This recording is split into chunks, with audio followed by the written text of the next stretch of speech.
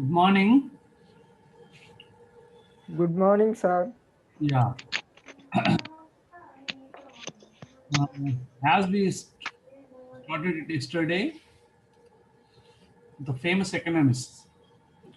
Before this, I have introduced you the resources that Government Degree College Kukatpalli has.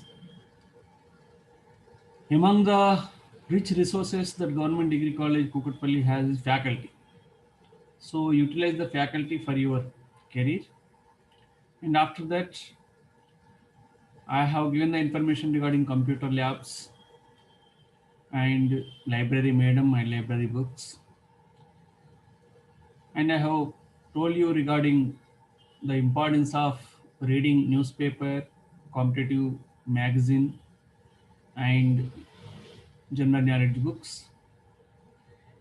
Along with that, I have explained you the courses that you have in the first year, first semester.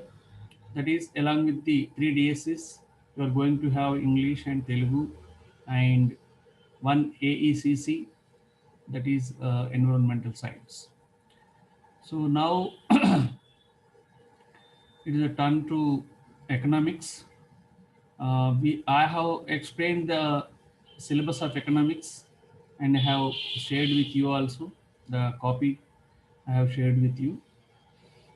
And introducing a college resources, I have also asked you to introduce yourself regarding your background, intermediate course, where you have studied, where you are residing, and what is the source of income for your studies, what is the main profession of your parents. These are all things so far we have seen. Now, after introducing ourselves and institution and other resources, now I am going to introduce you some famous economists. Before entering into the syllabus, I am going to introduce some famous economists and their specialty in economics. Okay, is it audible? Yes, Yes, sir. sir. Yes, sir.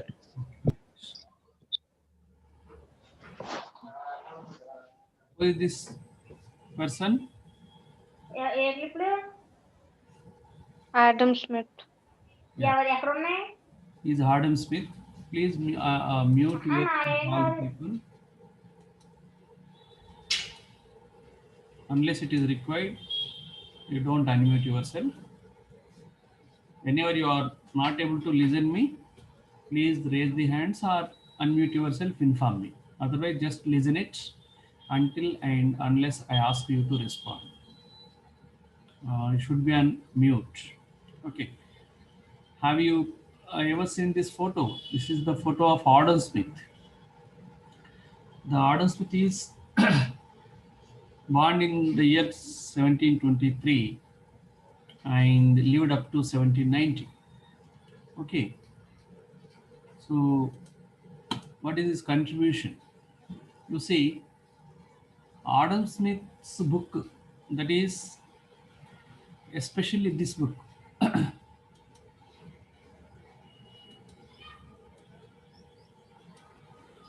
this an inquiry into the nature and causes of wealth of nations. It is popularly known as Wealth of Nations, which Adam Smith published in the year 1776. Okay, uh, this is the book where he has defined the economics as the study of wealth of nations and individuals. He says economics is nothing but the study of how to earn how to earn wealth to the individuals and also regarding nations. So సంపదను ఎలా ఆర్జించాలో తెలిపేది అర్థశాస్త్రము అని చెప్పిన అర్థశాస్త్రాన్ని నిర్వచించిన వ్యక్తి Adam Smith. Course Adam Smith యొక్క ప్రత్యేకత ఎకనామిక్స్కి ఏంటంటే Adam Smith is treated as father of economics. Why?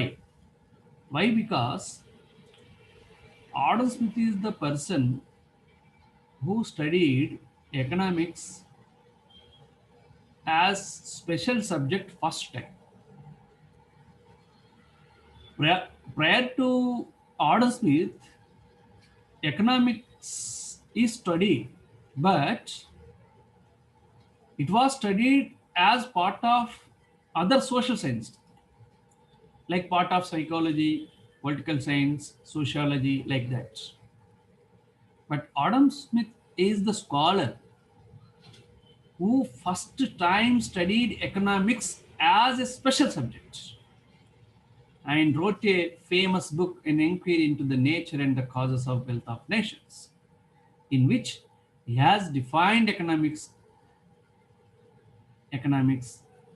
as the subject which studies how to earn wealth. సంపదను ఎలా ఆర్జించాలి, వ్యక్తులు మరియు దేశాలు సంపదను ఎలా ఆర్జించాలో తెలిపేదే అర్థశాస్త్రము అని ఆడమ్ స్మిత్ నిర్వచించడం జరిగింది. ఆడమ్ స్మిత్ యొక్క ప్రత్యేకత మనకు అదే అన్నమాట. ఓకే, ఆడమ్ స్మిత్ ఇచ్చిన ఈ కోటును చదవండి. ఎవరైనా లౌడ్గా చదవండి, అన్మ్యూట్ చేసి.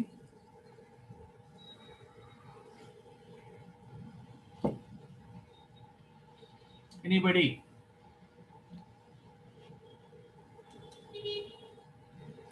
ఏ ఉదయ్, చదువురా దీన్ని, అన్మ్యూట్ చేసి చదువు. లస్య చదువుతున్నావా? చదువు. The real tragedy of the poor is the poverty of their aspirations. Good. He says the real tragedy of the poor is the poverty of their aspirations. మనం ఏమనుకుంటాం? పేదలు అనగానే వాళ్ళ యొక్క ట్రాజెడీ ఏమనుకుంటాం? ఎనీబడి? లస్యా చెప్పు, ఏమనుకుంటామమ్మా? పేదల యొక్క బాధ ఏమనుకుంటాం మనం? అసలు పేదల సమస్య, అసలు సమస్య ఏమనుకుంటాం? What is the real issue of the poor? మనం పేదలు No proper resources for their no proper resources for their upliftment, sir. Proper resources in the form of? It can be anything, sir. Maybe education. Like that mean.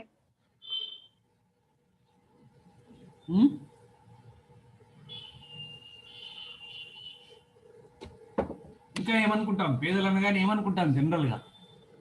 Sir food, shelter,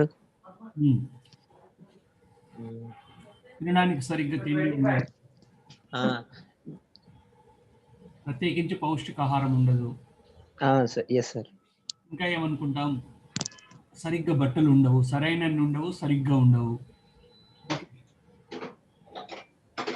ఇంకా ఏమనుకుంటాం? ఉండడానికి సరి అయిన ఇల్లు ఉండదు. ఇదే కదా ఏమనుకునేవి. కొంచెం చదువుకుందామంటే ఉండదు. ఓకే, హెల్త్ ఫెసిలిటీస్ పొందే అవకాశం లేకపోవచ్చు. Hospitality.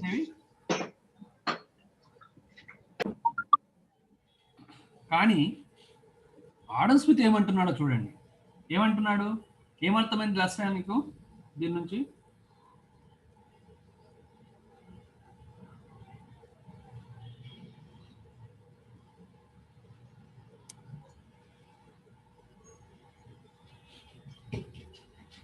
Maybe he wants to convey that if their thought is rich, automatically they will also, if they do the hard work, they can come out of that tragedy. That ఆయన ఏమంటాడంటే the real tragedy of the poor అంటే పేదలకు సంబంధించిన అసలు సమస్య ఏమిటంటే poverty of their aspirations. వాళ్ళ thinking. Poverty అంటే పేదరికమే. దేంట్లో పేదరికము? వారికి ఉండే ఆకాంక్షలలో పేదరికము. ఆస్పిరేషన్స్, ఆకాంక్షలలో. అంటే ఆకాంక్ష అంటే ఇప్పుడు వ్యక్తికి ఆకాంక్షలు, కోరికలు ఉంటాయి. కోరికలు వేరు, ఆకాంక్షలు వేరు. మనకి కోరిక సినిమా చూడాలని కోరిక ఉండొచ్చు, అబ్బాయిలకు అమ్మాయిని చూడాలని కోరుకుండొచ్చు, అమ్మాయిలకు అబ్బాయిలను చూడాలని కోరుకుండొచ్చు, లేదంటే ఒక మంచి పార్క్ వెళ్ళాలని కోరుకుండొచ్చు. ఇవి కోరికలు. కానీ యాస్పిరేషన్స్ వేరు, ఆకాంక్షలు వేరు. నేను ఎలా బతకాలి? ఒక ఐఏఎస్ ఆఫీసర్ని చూసినప్పుడు నేను ఐఏఎస్ ఆఫీసర్లా బతకాలి, లేదా ఒక మంచి రాజకీయ నాయకుని చూసినప్పుడు నేను ప్రజలకు సేవ చేసే ఒక మంచి రాజకీయ నాయకుడు, లేదా ఒక మంచి టీచర్ని చూసినప్పుడు నేను ఒక మంచి టీచర్గా బతకాలి, లేదా ఒక మంచి ఫుడ్ తింటున్నాయని చూసినప్పుడు నేను ఒక మంచి పౌష్టికాహారం తినే స్థాయికి నేను ఎదగాలి, ఒక మంచి ఇల్లుని చూసినప్పుడు నేను ఒక మంచి ఇల్లు కట్టుకుని జీవించాలి. అంటే మనిషిగా మనం ఎలా బతకాలో కొన్ని ఆకాంక్షలు ఉండాలి. ఆడమ్ స్మిత్ ఏమంటున్నాడంటే ఇక్కడ ఆ ఆకాంక్షల యొక్క కొరత ఉంటుంది వాళ్ళకన్నాడు. పవర్టీ ఆఫ్ ఎకనామిక్ పవర్టీ అని మనం ప్రధానంగా గుర్తిస్తాం. తిండి లేకపోవడం వల్ల సమస్య, బట్టలు లేకపోవడం వల్ల సమస్య, ఇల్లు లేకపోవడం వల్ల సమస్య, అవకాశాలు లేకపోవడం వల్ల సమస్య అని మనం అంటున్నాం. కానీ ఆడమ్ స్మిత్ ఏమంటున్నాడంటే అది కాదు అసలు సమస్య. వాళ్ళ పేదరికం అక్కడ లేదు. వాళ్ళ పేదరికం ఎక్కడుందంటే వాళ్ళ ఆకాంక్షలలో పేదరికమే వారి అసలు సమస్య అంటాడు. వారి ఆకాంక్షలలో పేదరికం అంటే ఇప్పుడు ఇంతకుముందు అమ్మాయి చెప్పినట్టుగా ఆ ఆకాంక్షలలో మార్పు వస్తే ఆయన ఉద్దేశంలో బహుశా పవర్టీ నుంచి వాళ్ళు బయటకు వస్తారు. అది లేకపోవడమే వాళ్ళ యొక్క అసలు సమస్య అంటారు. ఓకే, నేను ఎందుకు ఈ కొటేషన్ తీసుకున్నాను అనేది నేను ఒక్కొక్క ఎకనామిక్స్ నుంచి పూర్తిగా చెప్పట్లేదు, కానీ మీకు వ్యక్తిగత జీవితంలో ఉపయోగపడే విధంగా కొన్ని కోర్స్ని తీసుకొని ఎక్స్ప్లెయిన్ చేసే ప్రయత్నం చేస్తున్నాను. Okay, next Alfred martial. He born in the year 1842 and lived up to 1924.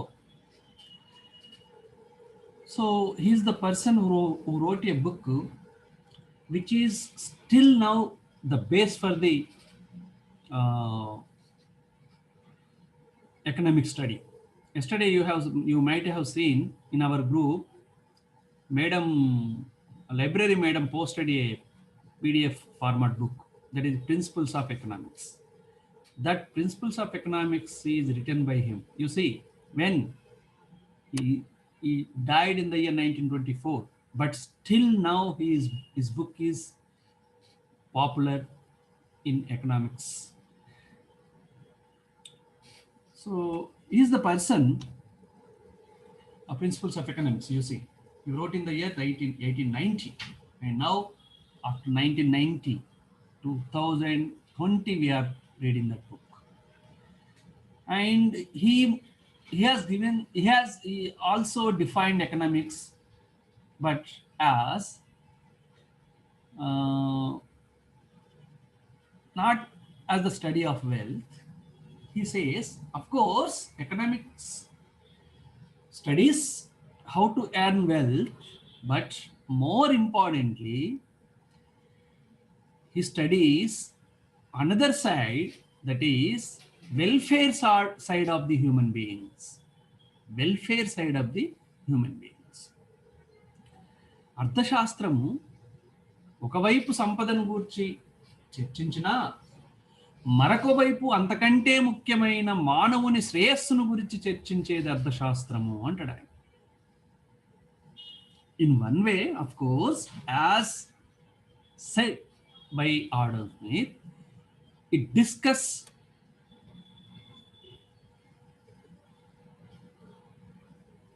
how to earn wealth, but more importantly, it studies the welfare aspect of the human beings. In ichina nirvachanam anduke welfare definition antaru. Welfare definition is given by Alfred Marshall to the economics. Which book? In this book, Principles of Economics. Adam Smith given as a definition. నేను ఎందుకు ఈ డెఫినేషన్లు అని చెప్తున్నానంటే మీకు definitions అనే syllabus ఇప్పుడు లేదు కనుక వీళ్ళ గురించి పరిచయం చేసే సమయంలో పరిచయం చేస్తున్న సందర్భంలోనే మీకు డెఫినేషన్స్ చెప్పేస్తున్నాను.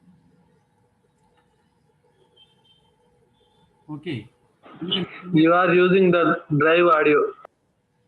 ఇంటర్మీడియట్ లెవెల్లో మీరు ఆల్రెడీ చదివి ఉంటారు అన్న ఉద్దేశంతో ఇక్కడ మళ్ళీ ఆ డెఫినేషన్స్ను పెట్టలేదు. ఓకే,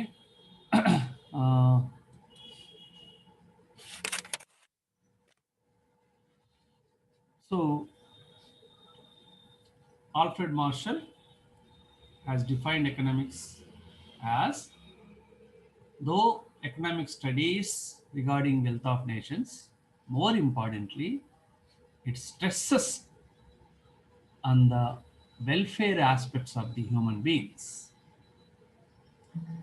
అర్థశాస్త్రం ఒకవైపు సంపదను గూర్చి చర్చించిన మరొక వైపు అంతకంటే ముఖ్యమైన మానవుని శ్రేయస్సును గూర్చి అధ్యయనం చేస్తుంది అని చెప్పాడు. ఎక్కడ చెప్పాడు? ప్రిన్సిపల్స్ ఆఫ్ ఎకనామిక్స్ అనే గ్రంథంలో చెప్పాడు. ఆ గ్రంథాన్ని ఆయన 1890లో రాశాడు. ఓకే, ఆయన నుంచి ఒక కోట్ తీసుకున్నాను చూడండి. ఈ కోట్ చదవండి అమ్మా, ఎవరైనా ఎవరు చదువుతారు? Anil చదురా. The hope that poverty and ignorance may gradually be extinguished. The hope that poverty and ignorance may gradually be extinguished. ఇంతకుముందు చెప్పిన కొటేషన్కే it is the furtherance of that quotation. Adam Smith ఏమన్నాడు? The real tragedy of the poor is poverty of their aspirations అని. ఇక్కడ ఈయనేమంటున్నాడంటే the hope that poverty and ignorance may gradually be extinguished. Okay, these poverty and ignorance are not permanent natural phenomenas. These may be extinguished. That means they are not permanent. They are temporary phenomena. ప్రజలు ఎదుర్కొనే పేదరికము కానీ ప్రజలకున్న అజ్ఞానము కానీ అవి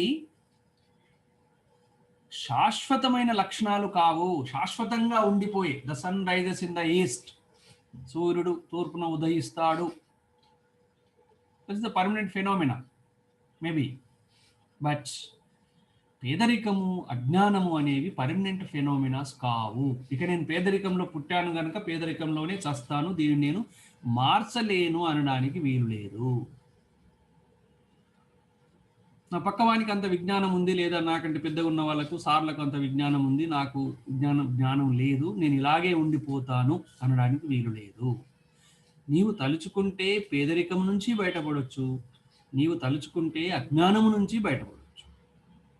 extinguished, these are destroyable phenomena, అవి నశించిపోయేవి. Poverty and ignorance are extinguished phenomena, అవి అంతరించిపోయేవి. పవర్టీ ఉంది అంటే అందులోనే ఉంటాను, ఇక నేను పేదరికం నుంచి బయటపడే అవకాశం లేదు అని అనుకోకూడదు. దట్ ఈస్ టెంపరరీ ఫెనోమినాగా గుర్తించి దాని నుంచి బయటపడవచ్చు, అవి పర్మనెంట్ కాదు. అజ్ఞానం నుంచి కూడా బయటపడవచ్చు, అది కూడా పర్మనెంట్ కాదు, అవి అంతరించిపోయేవి అంటాడు మార్షల్. ఓకే, దీని నుంచి మీరు ఏం గ్రహించాలనో అర్థం చేసుకుంటున్నారు అనుకుంటున్నాను. ఎందుకంటే నేను గమనించినంత మేరకు కుకట్పల్లి గవర్నమెంట్ డిగ్రీ కాలేజీలో జాయిన్ అయ్యే 90% స్టూడెంట్స్ సోషియో ఎకనామిక్ బ్యాక్గ్రౌండ్ నుంచి ఉన్నారు. చాలా దూరాల నుంచి వచ్చి రకరకాల బ్యాక్గ్రౌండ్స్తో అమ్మ నాన్నలు ఇక్కడ మైగ్రేట్ అయ్యి, ఇంకా చాలామంది స్టూడెంట్స్కి అసలు ఎలక్ట్రానిక్ గ్యాడ్జెట్స్ లేక కూడా అటెండ్ అవుతలేరు. కొందరు మనం ఫస్ట్ క్లాస్ తీసుకున్నప్పుడు 30 మంది అటెండ్ అయ్యారు, ఇప్పుడు 20 మంది అటెండ్ అవుతున్నారు. అంటే బహుశా రకరకాల ప్రాబ్లమ్స్ అయి ఉంటాయి. బహుశా రీఛార్జింగ్ ప్రాబ్లం కావచ్చు, రీఛార్జింగ్ అంటే అది ఎలక్ట్రానిక్ రీఛార్జింగ్ కావచ్చు, లేదంటే డాటా ప్రాబ్లం కూడా కావచ్చు. ఎందుకంటే ఫస్ట్ అవర్ 30 మెంబర్స్ అటెండ్ అయిన వాళ్ళు లాస్ట్కి వచ్చేసరికి 20 మెంబర్స్ అటెండ్ అవుతున్నారంటే అటెండ్ కావద్దు అని ఏమి అనుకుని ఉండరు వాళ్ళు. అటెండ్ కావాలనుకున్నప్పటికీ పనులన్నీ అయి ఉండాలి, అలాంటి బ్యాక్గ్రౌండ్ కలిగి ఉన్న వాళ్ళు ఉన్నారు. అందుకని నేను ఏమంటున్నానంటే ఈ రెండింటిని మీరు చూసుకోండి. ఒకటేమో పూర్ పీపుల్ ఆస్పిరేషన్ ఉండద్దని అనుకోకూడదు, నేను పూరు నేనేం సాధించలేను అని అనుకోకూడదు ఒకటి. రెండవది, ఈ పేదరికము అజ్ఞానం అనేవి పర్మనెంట్ కాదు అన్న విషయాలు కూడా మీరు దృష్టిలో పెట్టుకోవాలి. ప్రత్యేకించి సోషియో ఎకనామిక్ బ్యాక్గ్రౌండ్ కొంత పూర్గా ఉంది అని ఫీల్ అయిన వాళ్ళంతా కూడా నేర్చుకోవాల్సిన అంశాలు వీళ్ళ నుంచి. ఓకే, వీరు పెద్ద పెద్ద చాలా పెద్ద థింకర్స్ వీళ్ళు. మనకు ఎగ్జాంపుల్ ఏంటంటే వాళ్ళు రాసిన బుక్స్ ఇప్పటికి మనం చదువుతున్నామంటేనే అర్థమవుతుంది వాళ్ళు ఎంత మేధావులు అనేది.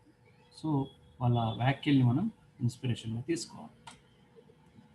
రాబిన్స్ 1898 to 1984, ఈయన మనకు ఇచ్చిన డెఫినేషన్నే స్కేర్సిటీ డెఫినేషన్ అంటారు. ఈ brought economics at the stage of science. Economics became equal to the physical sciences as a social science, and it is given as the queen of social sciences.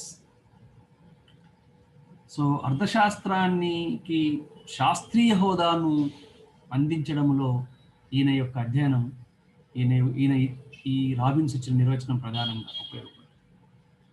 ఆయన ఒక article రాశాడు, an essay on the nature and significance of economic science. అర్థశాస్త్రం యొక్క స్వభావము మరియు ప్రాధాన్యత పైన ఆయన రాసిన వ్యాసంలో ఆయన ఎకనామిక్స్ ఏమంటాడంటే, economics is the science which studies human behaviour as a relationship between ends and scares means which have alternative uses. Economics studies human behaviour, మానవుని ప్రవర్తనను అధ్యయనం చేస్తుంది. ఎప్పుడు మానవ ప్రవర్తన చాలా అంశాలకు సంబంధించి ఉండొచ్చు, కానీ ఇది ఎక్కడ అధ్యయనం చేస్తుంది? The relation between ends and scares means. Ends అంటే ఇక్కడ కోరికలకు ఎండ్స్ తీసుకుంటాడు, అండ్ స్కేర్స్ మీన్స్ పరిమిత వనరులు, కానీ విచ్ హ్యావ్ ఆల్టర్నేటివ్ యూజెస్, పరిమిత వనరులు కానీ ప్రత్యామ్నాయ ప్రయోజనాలను కలిగి ఉన్నాయి. అంటే తెలుగులో చెప్పాలంటే దీన్ని ఆయన ఏమంటాడంటే, మానవుని అనంతమైన కోరికలు, ఎండ్స్ అన్నట్టు చూడండి, ఎండ్స్ అనంతమైన కోరిక, అన్లిమిటెడ్ వాంట్స్, మానవుని అనంతమైన కోరికలు, ప్రత్యామ్నాయ ప్రయోజనాలున్న పరిమిత సాధనాలు, scares means which have alternative uses, ప్రత్యామ్నాయ ప్రయోజనాలున్న పరిమిత సాధనాలు. ఈ రెండింటికి మధ్య between ends and scares means which have alternative uses, ఈ రెండింటికి మధ్య మానవ ప్రవర్తన, హ్యూమన్ బిహేవియర్ ఎలా ఉంటుంది అనే దాన్ని అధ్యయనం చేసేదే అర్థశాస్త్రము అంటారు. మానవుని అనంతమైన కోరికలకు, ప్రత్యామ్నాయ ప్రయోజనాలున్న పరిమిత సాధనాలకు మధ్య మానవ ప్రవర్తన అధ్యయనమే అర్థశాస్త్రము అంటాడు.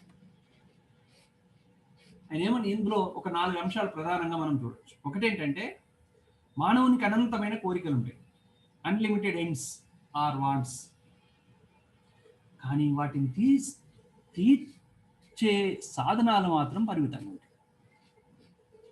పంట పండాలంటే భూమి కావాలి, భూమి పరిమితం. నీళ్లు కావాలి, నీళ్లు పరిమితం. ఓకే, బుక్స్ కొనుక్కోవాలి, డబ్బు పరిమితం. కోరికలు అనేకం, సినిమాకు పోవాలి, బుక్స్ కొనుక్కోవాలి, వీడియోలు చూడాలి, రీఛార్జ్ చేయించుకోవాలి, టీవీలు చూడాలి, టీవీ రీఛార్జ్ కావాలి, పండుగ వస్తుంది బట్టలు కొనుక్కోవాలి, ఫ్రెండ్స్తో కలిసి పార్టీ చేసుకోవాలి, అన్ని కోరికలే. కానీ డబ్బులు, అన్ని కోరికలు తీరటంత ఉంటాయా? ఉండవు. నీ కోరికలు తీరటంత మీన్స్ నీకు ఉండవు, పరిమితంగా ఉంటాయి. ఈ పరిమితమైన సాధనాలు అపరిమితమైన కోరికలు. అయితే ఈ పరిమిత సాధనాలు ఆల్టర్నేటివ్ యూజెస్ని కలిగి ఉంటాయి, ప్రత్యామ్నాయ ప్రయోజనాల్ని కలిగి ఉంటాయి. ఇప్పుడు ఫర్ ఎగ్జాంపుల్, ఒక 100 రూపాయలని సినిమాకైనా పోవచ్చు, ఒక 3 నోట్బుక్స్ అయినా కొనుక్కోవచ్చు. 1 ఎకరం భూమి ఉంది, వరి అయినా పండించవచ్చు, కాటన్ అయినా పండించవచ్చు. వరి పండిస్తే ఫుడ్, కాటన్ పండిస్తే బట్టలు. అంటే బొగ్గు ఉంది, రైలు నడపవచ్చు, విద్యుత్తును కూడా ఉత్పత్తి చేయవచ్చు. పాలు ఉన్నాయి, పాలతో ఏమేం చేయొచ్చమ్మా? ఎవరైనా చెప్పండి చూద్దాం అమ్మాయిలు. పాలతో ఏమేం చేయొచ్చు మానవునికి ఉపయోగపడేవి? తొందరగా చెప్పాలి. Lasya,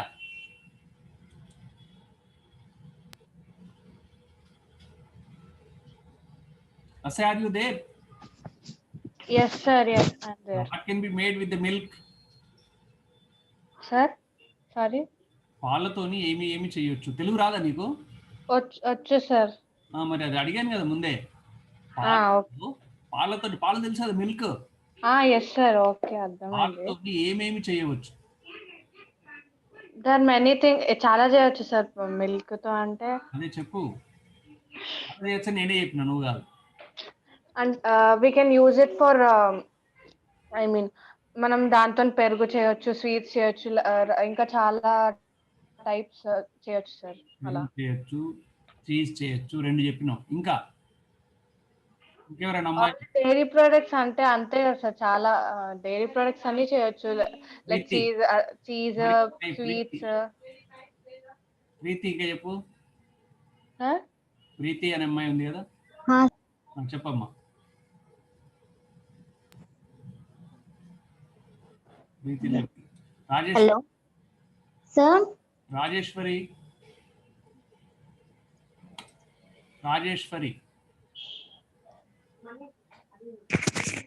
Hello. Hi, sir. Milk, coffee, milk 20. Milk తో మళ్ళీ మిల్క్ చేయొచ్చా? లేదు సార్. అంటే curd, coffee, tea, sweets. Curd చెప్పింది, ఓకే. కాఫీ, టీ, ఇంకా చీజ్ చెప్పింది ఆమె, 4 అయినాయి. ఇంకా kheer, for kheer also will use. ఇంకా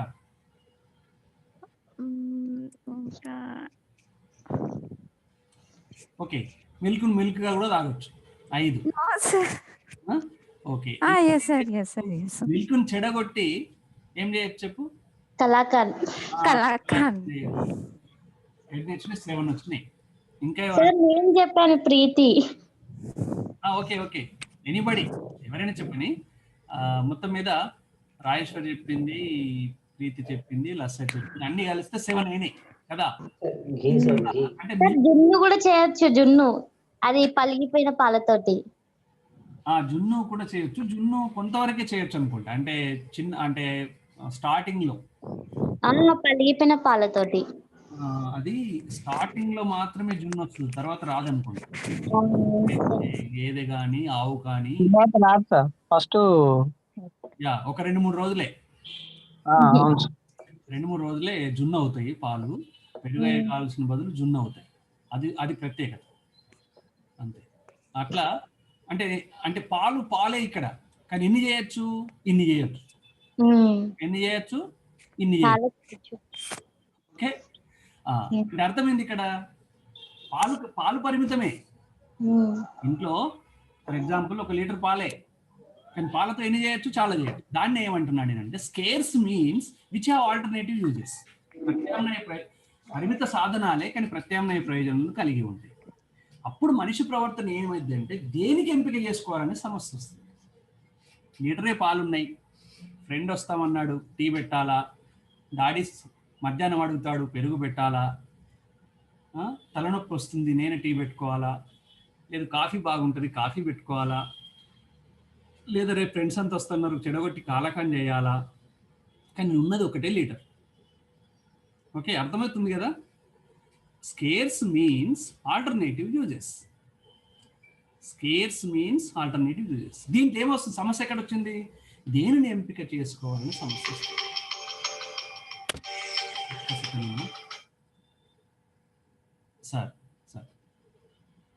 సార్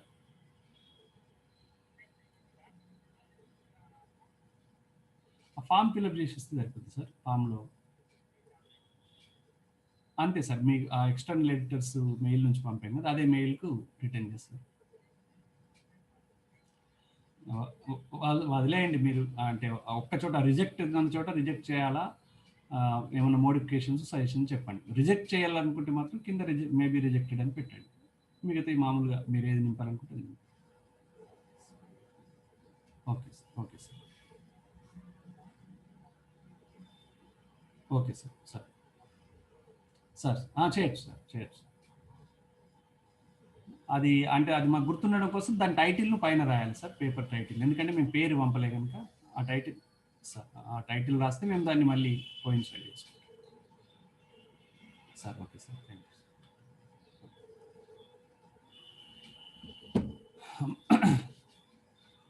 సో ఇప్పుడు మాట్లాడింది ప్రొఫెసర్ లింబాద్రి సారు, మీ దోస్తు కన్వీనర్, అడ్మిషన్లు ఇచ్చిన సారు, మొత్తం స్టేట్ మొత్తం.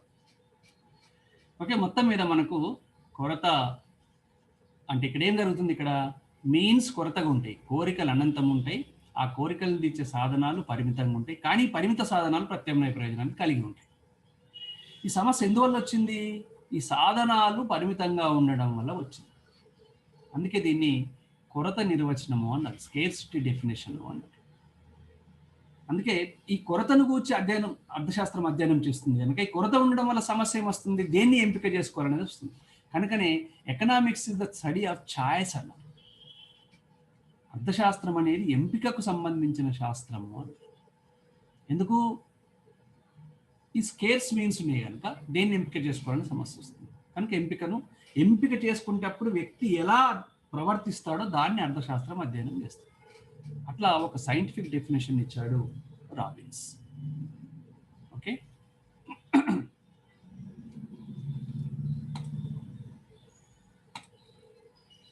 Next Paul షాముల్సన్.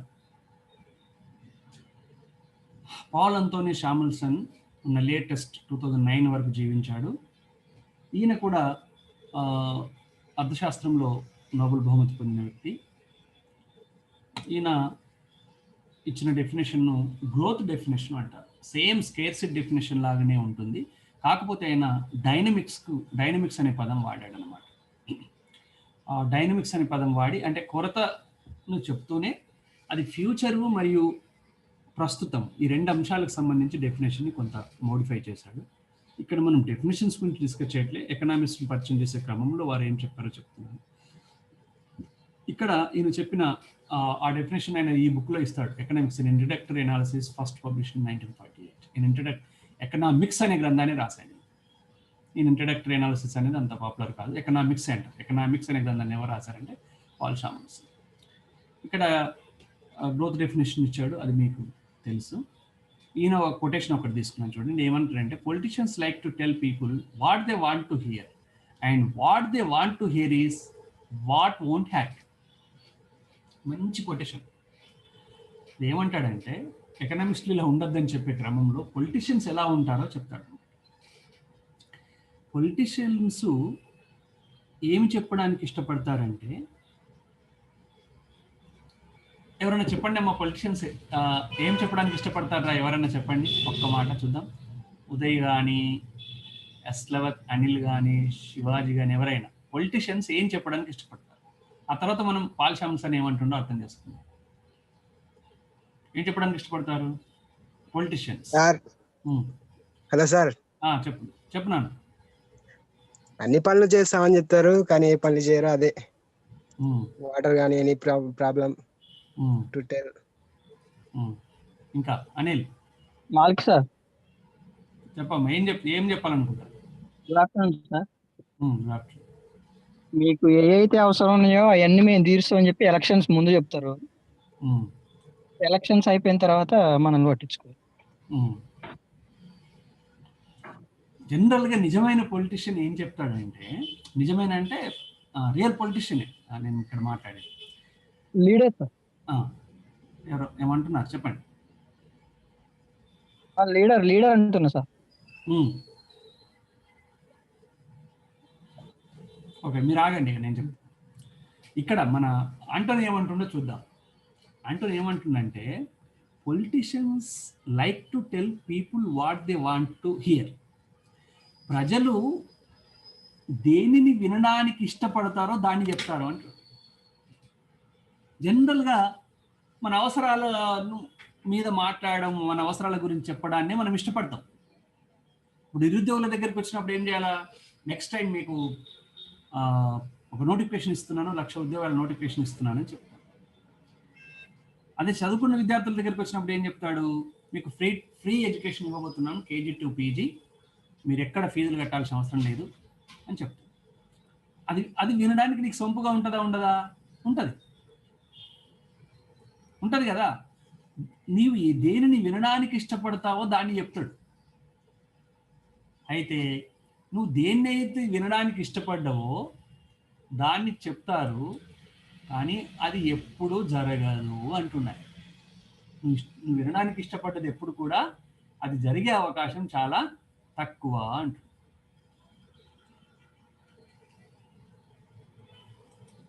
ఓకే, రాజకీయ నాయకులు ప్రజలు వినడానికి ఇష్టపడేది చెప్తారు, ఆ చెప్పింది ఎప్పుడు జరిగే అవకాశాలు ఉండవు. ఇది ఫ్యాక్ట్ ఆయన చెప్పింది. Okay, next John Maynard Keynes. John Maynard Keynes కూడా ఒక ఫేమస్ ఎకనామిస్టు. ఈయన 1883 నుంచి 1946 స్పెషల్లీ మ్యాక్రో ఎకనామిక్స్ని బాగా సేవలు అందించాడు. మనం చదువుతుంది ఇప్పుడు మైక్రో.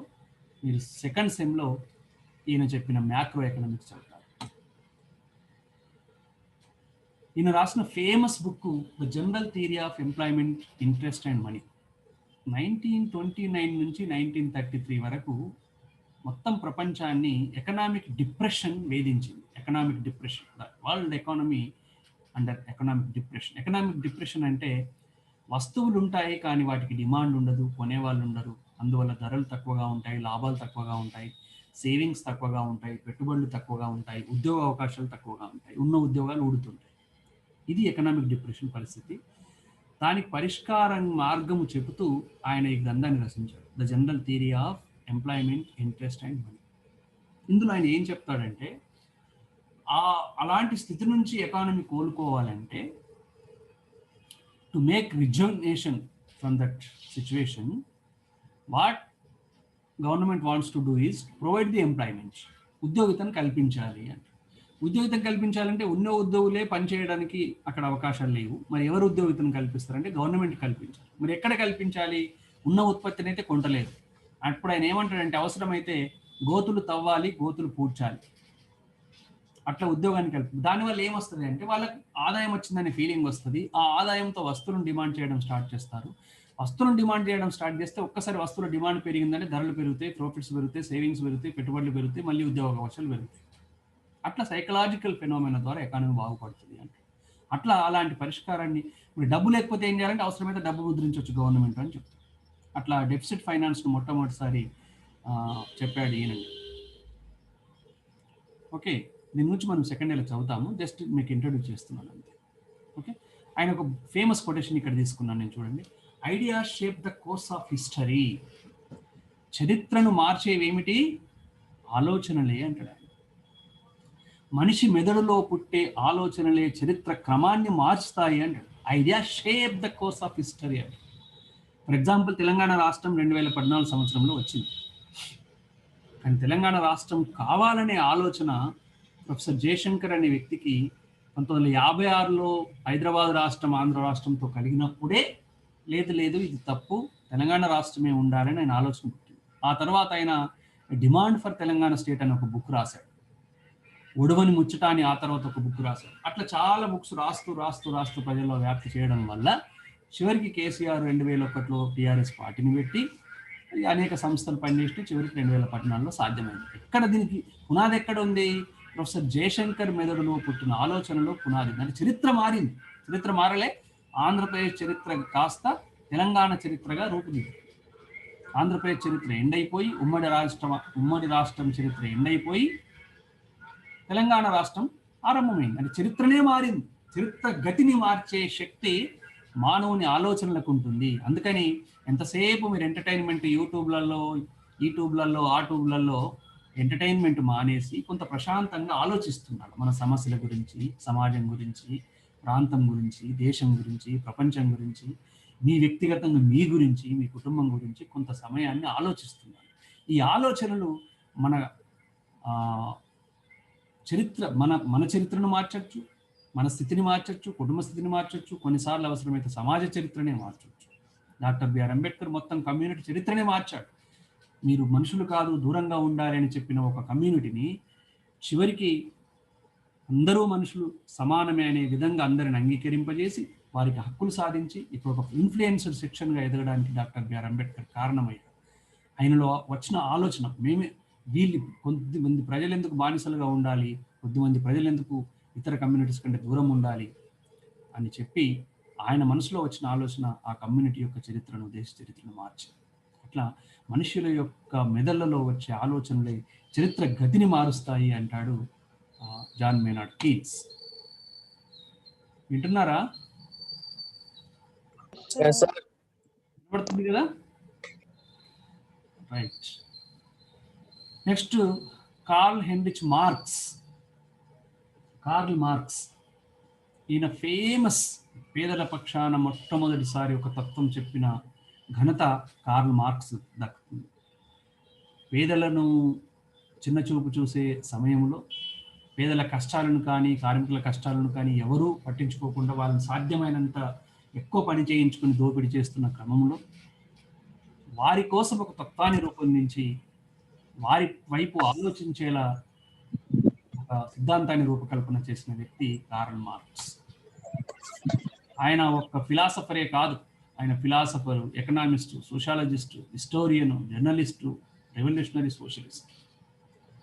ఆయన రాసిన 2 ప్రధాన గ్రంథాలు the communist manifesto 1848 and Das capital. ఈ కమ్యూనిస్ట్ మేనిఫెస్టోనేమో ఎవరికి సొంత ఆస్తులు లేకుండా సమాజం ఎలా రూపొందించబడాలో, పూర్వకాలం ఎలా నడిచిందో చెప్తుంది. ఇక దాస్ క్యాపిటల్ ఏమో క్యాపిటలిస్టులు, పెట్టుబడిదారులు సమాజాన్ని ఎలా దోపిడీ చేస్తారు, ఆ దోపిడీ నుంచి శ్రామిక వర్గం ఎలా బయటపడి రాజ్యాన్ని సంపాదించుకోవాలో చెప్తుంది. ఈ 2 కూడా ఫేమస్ గ్రంథాలు ఆయన రాసింది, కమ్యూనిస్ట్ మేనిఫెస్టో, దాస్ క్యాపిటల్. ఆయన యొక్క ప్రధానమైన కొటేషన్ ఒకటి ఉంది, workers of the world unite, you have nothing to lose but your chains. Karl Marx. ప్రపంచ కార్మికులారా, హలో,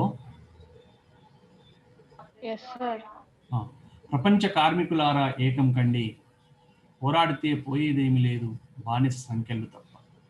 కార్మికులకు, నిజంగా ఏ ఆస్తులు లేని కార్మికులకు వాళ్ళు పోరాడితే పోయేదేమి ఉండదు. వాళ్ళను బానిసలుగా వినియోగించుకుంటున్న పెట్టుబడిదారులే అంతమయ్యే అవకాశం ఉంటుంది. అట్లా పెట్టుబడిదారుల దగ్గర మీరు మిమ్మల్ని కట్టివేసిన చైన్లు ఏవైతున్నాయో, గొలుసులు ఏవైతున్నాయో, ఆ గొలుసులు తెగిపోవడం తప్ప మీరు పోరాడితే మీది ఏమీ పోదు, ఆ మిమ్మల్ని బంధించిన గొలుసులే పోతాయని చెప్పిన మొట్టమొదటిసారి పేదలు, కార్మికులు ఏకమవ్వడం ద్వారా వాళ్ళను వాళ్ళు విముక్తి చేసుకోవచ్చని చెప్పిన తత్వవేత్త కార్ల్ మార్క్స్. అండ్ ఇంకో quotation, democracy is the road to socialism. Socialism అంటే సమాజంలో ఉన్న ఉత్పత్తి కారకాలన్నీ, భూమి కావచ్చు, పరిశ్రమలు కావచ్చు, ఇవన్నీ కూడా రాజ్యం చేతుల్లో ఉండి రాజ్యమే ఉత్పత్తిని, పంపిణీ విధానాన్ని చేపట్టే ఒక వ్యవస్థను సోషలిజం అంటారు. అలాంటి సోషలిజం ఎస్టాబ్లిష్ కావాలంటే ముందు డెమోక్రసీ ఉండాలి. డెమోక్రసీ అంటే ప్రజలందరికీ సమాన అవకాశాలు, ప్రజలందరికీ సమాన విలువ, ప్రజలందరి అభిప్రాయానికి ప్రాధాన్యత ఉండడం, దాన్ని డెమోక్రసీ అంటారు. ఎదురో ఒక రాజు ఇంకొకరో చెప్పడం కాకుండా ప్రజలందరూ పాల్గొని అందులో మెజారిటీ ప్రజలు అభిప్రాయం మేరకు వ్యవస్థ నడుస్తూ ఉంటుంది. అట్లా ప్రజలందరికీ చెప్పుకునే అభిప్రాయం ఉండడం, ప్రజలందరి అభిప్రాయాన్ని గౌరవించే వ్యవస్థను డెమోక్రసీ అంటారు. ఈ democracy is the road for the socialism అంటారు. ఓకే, ఎవరో హ్యాండ్ రైజ్ చేశారు, ఏంటి ప్రాబ్లం? ఎన్ని ప్రాబ్లం ఊరికే చేశారు? వినవస్తుంది కదా? ఏం లేదు సార్. అమర్త్య సేన్ మొట్టమొదటిసారి ఏషియా ఖండం నుండి భారతీయుడిగా, అంటే భారతదేశంలో పుట్టిన వ్యక్తిగా నోబెల్ ప్రైజ్ను పొందిన వ్యక్తి అమర్త్య సేన్. ఈయన 1998లో నోబెల్ ప్రైజ్ వచ్చింది. వెల్ఫేర్ ఎకనామిక్స్ అంటే సంక్షేమ అర్థశాస్త్రంలో ఈయనకు నోబెల్ ప్రైజ్ వచ్చింది. అంటే ప్రజల సుఖ సౌఖ్యాలను పెంచడంలో అర్థశాస్త్రం ఎలా తోడ్పడుతుంది అని ఆయన సేవలు అందించాడు. అటువంటి అధ్యయనం చేసిన ఆయనకు వెల్ఫేర్ ఎకనామిక్స్లో నోబెల్ ప్రైజ్ వచ్చింది. ఆ తర్వాత భారతరత్న కూడా ఇవ్వడం జరిగింది ఆయనకి. ఈయన చెప్పిన ఒక ఫేమస్ కొటేషన్ ఉంది, అదేంటంటే people's identities as Indians, as Asian, as members of human race seem to give away quite suddenly to sectarian identification with Hindu, Muslim or Sikh communities. ఈయన ఏమంటాడంటే మనిషికి వాస్తవానికి చాలా రకాల గుర్తింపులు ఉన్నాయి. మనిషిని ఒక రకంగా గుర్తించలేము. నువ్వు ముస్లిం అని, నువ్వు హిందూ అని, నువ్వు సిక్ అని గుర్తించలేము. చాలా రకాల గుర్తింపులు ఉంటాయి. ఫర్ ఎగ్జాంపుల్, ఇప్పుడు హైదరాబాద్లో అయినా నేను హైదరాబాదీ అంటాడు, ఆ తర్వాత నేను తెలంగాణవాది అంటాడు, ఆ తర్వాత నేను ఇండియను అంటాడు, ఆ తర్వాత నేను ఆసియా ఖండంలో పుట్టిన వ్యక్తిని అంటాడు. ఇంకా మాటకు వస్తే అంతకంటే ముందు, ఇండియా కంటే ముందు నేను సౌత్ ఇండియను అంటాడు, ఆ తర్వాత ఇండియన్ అంటాడు, ఆసియన్ అంటాడు, of course I'm the part of human race అంటాడు. ఇవన్నీ మనిషికి ఉన్న ఐడెంటిటీస్. ఈ ఐడెంటిటీస్ అన్నిటిని పక్కన పెట్టి నువ్వు ముస్లిం అనో, నువ్వు హిందూ అనో, నువ్వు సిక్ అనో సెక్టేరియన్ ఐడెంటిఫికేషన్ చేసినప్పుడు సమాజంలో ప్రాబ్లమ్స్ వస్తాయి. మనిషి హిందూ కావచ్చు, కానీ అదే సమయంలో ఇండియన్, ముస్లిం కావచ్చు, అదే సమయంలో ఇండియన్, అదే సమయంలో హైదరాబాదీ, అదే సమయంలో తెలంగాణవాది, అదే సమయంలో ఇండియన్, హ్యూమన్ రేస్లో ఒక భాగం. ఇట్లా మనిషికి ఉన్న మల్టిపుల్ ఐడెంటిటీస్ని చూడాలి, కానీ ఒక సెక్టేరియన్ ఐడెంటిటీస్ వ్యక్తిని చూడటం వల్ల సమాజంలో ఘర్షణకు తాగుంటుంది. సమాజం సామరస్యంగా హార్మోనీతో, సోషల్ హార్మోనీతో ప్రజలు జీవించాలి అంటే మనుషులను ఒక సెక్టేరియన్ ఐడెంటిటీతో చూసే ప్రయత్నం చేయొద్దు. అది సమాజం ప్రగతికి తోడ్పడదు. సమాజం మళ్ళీ వెనుక్కుపోవడానికి లేదా సమాజంలో ఘర్షణపూరిత వాతావరణానికి మాత్రమే అది తోడ్పడుతుంది అని ఆయన చెప్తాడు. ఇలాంటి మేధావులు అందరూ చెప్తున్నారు, కానీ రాజకీయ నాయకులు వీటన్నింటినీ కూడా వాళ్ళ ప్రయోజనాల కోసం వినియోగించుకుంటారు. కానీ సమాజంలో చదువుకునే మనలాంటి వాళ్ళం అలాంటి సెక్టేరియన్ ఐడెంటిటీస్తో వ్యక్తులను చూడొద్దు. వ్యక్తులను చాలా రకాల ఐడెంటిటీ ఉంటాయి వ్యక్తులకి, ఆ మొత్తం ఐడెంటిటీస్తోనే వ్యక్తుల్ని చూడాలి, కానీ ఒక న్యారో కాన్సెప్ట్తో వ్యక్తుల్ని చూడొద్దు అంటాడు. ఈయన అభిజిత్ బెనర్జీ ఇప్పుడు జీవించున్నాడు. 1961లో జన్మించాడు, బొంబాయిలో జన్మించాడు. ఈయన స్పెషల్ ఏంటంటే మొన్న నోబెల్ ప్రైజ్ వచ్చింది ఈయనకి. ఓకే, ఈయన Abdul Latif Jameel poverty action lab ద్వారా పేదరికాన్ని ఎలా చిన్న చిన్న యాక్షన్స్ ద్వారా నిర్మూలించవచ్చునో చెప్పడం జరిగింది. ఆ చెప్పినందుకే ఈయనకు 2019 వాళ్ళ వైఫ్ కూడా నోబెల్ ప్రైజ్ 2019 వాళ్ళ వైఫ్ కూడా ఇద్దరు కలిపి వచ్చింది కదా సార్ నోబెల్ ప్రైజ్. ఈమె ఇదే చెప్తున్నాను చూడండి. అంటే ఇద్దరు కాదు, ముగ్గురు కలిపి వచ్చింది. Along with his co Esther Duflo and Michael Kremer, వీళ్ళిద్దరూ ఆయన ముగ్గురు కలిపి వచ్చింది. వీళ్ళ యొక్క ప్రత్యేకత ఏంటంటే, ఎందుకు వచ్చిందంటే పేదరికాన్ని చిన్న చిన్న అంశాల ద్వారా, ఆ చిన్న చిన్న చర్యల ద్వారా పేదలకు ప్రోత్సాహాన్ని ఇచ్చి ఎలా పేదరికాన్ని నిర్మూలించవచ్చో చెప్పారు. వాళ్ళు ఒక ఎక్స్పీరియన్స్ చేశారు. రాజస్థాన్ ఏరియాలో ఒక ఎక్స్పీరియన్స్ ఏంటంటే, ఇప్పుడు ఫర్ ఎగ్జాంపుల్ పేదలకు ఈ వ్యాక్సిన్ ఇవ్వాలి, వ్యాక్సిన్ ఇద్దామంటే వారు రాకపోతే వాళ్ళు ఏం చేసేవాళ్ళు అంటే, ఒక వ్యాక్సిన్ ఎవరైతే తీసుకుంటారో వాళ్ళకి 5 కిలోల ధాన్యము అని ఒక ప్రోత్సాహం.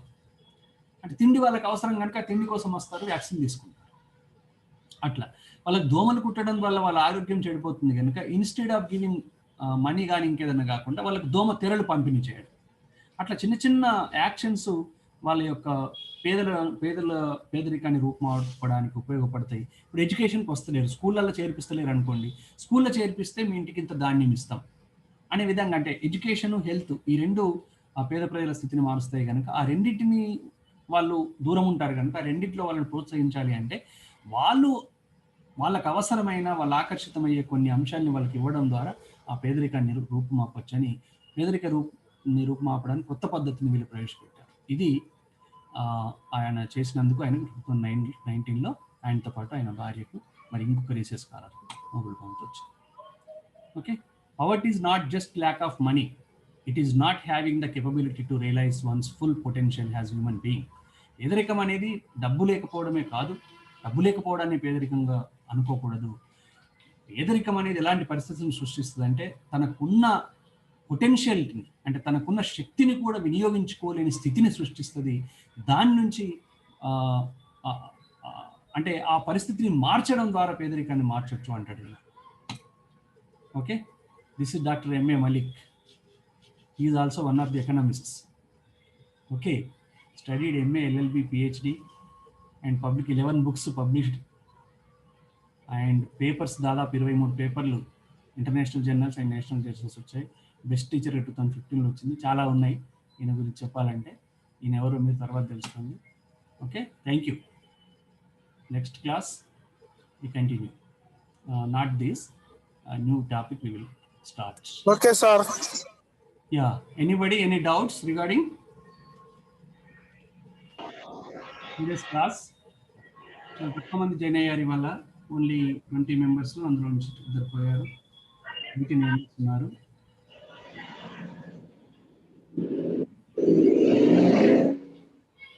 Hello, all clear sir. No డౌటా? Shall I end? సార్ చెప్పమ్మా. ఈ భీమ్రావ్ అంబేద్కర్ కూడా ఎకనామిక్స్ లో యా ఆయన తీసుకోవాలి. ఈ పాపులర్ వాళ్ళ దాంట్లో నేను ఎందుకు తీసుకోవాలి అంటే, నేను కూడా పాపులర్ గాలిలో పడిపోయి వీళ్ళని తీసుకున్నాను. కానీ భీమ్రావ్ అంబేద్కర్ కూడా అసలు మొట్టమొదటిసారి ఫారెన్ లో డాక్టరేట్ పొందిన వ్యక్తి, దట్టు ఎకనామిక్స్ లో పొందిన వ్యక్తి. తీసుకోవాలి అంబేద్కర్. మన ఎకనామిక్స్ లిటరేచర్ లో ఆయన పేరు ఉండట్లేదు కనుక ఆ ఆస్పెక్ట్ లో తీసుకోలేదు. కానీ ఆయన పేరు ఉండాలి, ఆయన తీసుకోవాలి. నేను నెక్స్ట్ స్లైడ్ కంపల్సరీ ఇన్సైడ్ చేస్తాను. నేను చెప్పబోయే నెక్స్ట్ క్లాస్ లో డాక్టర్ బిఆర్ అంబేద్కర్ పేరు, ఆయన కంట్రిబ్యూషన్ ఉండేలా చూసుకుంటాను. రైట్ మరి. ఇంకా ఏమన్నా? అయిపోయింది, క్లాస్ వస్తున్నా. అయిపోయింది, వస్తున్నావా? పో మరి, ఎండ్ చేస్తున్నా. Okay, thank you sir. Right. Okay sir, thank you.